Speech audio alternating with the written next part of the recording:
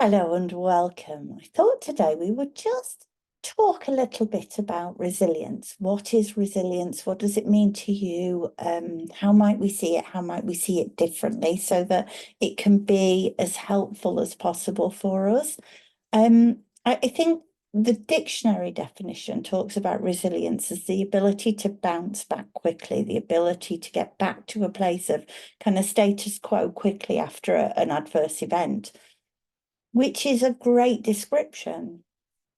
However, I kind of want to simplify it because I think that there are two things about resilience. One is we think we don't have it unless we build it. And the other is we kind of put pressure on ourselves for that resilience to look a certain way or we don't have it. And so, first of all, the idea that we don't have resilience until we build it. And I know a lot of therapists, mental health services rightly help us to build resilience.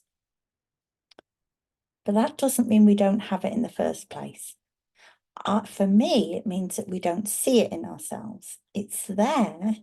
We don't necessarily know that we have it. And so a better way for me to describe building resilience would be reconnecting to resilience, because we have resilience. We're born with resilience. Even as babies, we know innately to cry if we're hungry or we're tired.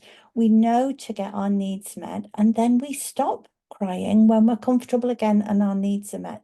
So that resilience is in there, that ability to come back to a state of being okay after an adverse event. That's there without us being taught it, without us being given it, without it being built. But I think sometimes as we go through life, we start to hear messages that say resilience has got to look a certain way. We've got to smile at the end of something. We've got to get back there quickly. And so then we start to doubt that we've got it. And I believe that we all have it. We're just not all so well connected to the idea that we have it. So, and if we don't know we've got something, how can we bring it out? It's a bit like if we don't know we've got a kettle in the kitchen, we don't know that we can make a cup of coffee or a cup of tea. And so if we don't know we've got our resilience, we're not likely to recognize it there in the same way and use it in the same way. So first of all, I really want you to know you have it.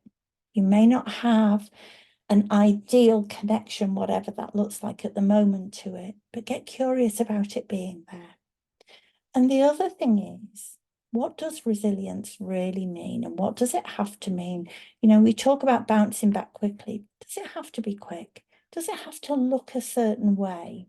So for me, certainly when I was unwell in the past, if somebody had said resilience was looking a certain way, I'd got to smile at the end of something and I'd got to get through it quickly and I'd got to feel all right at the end of it, I'd have felt a bit dejected and thought, well, I don't have resilience. I don't have that. There's no point even trying. That's not me.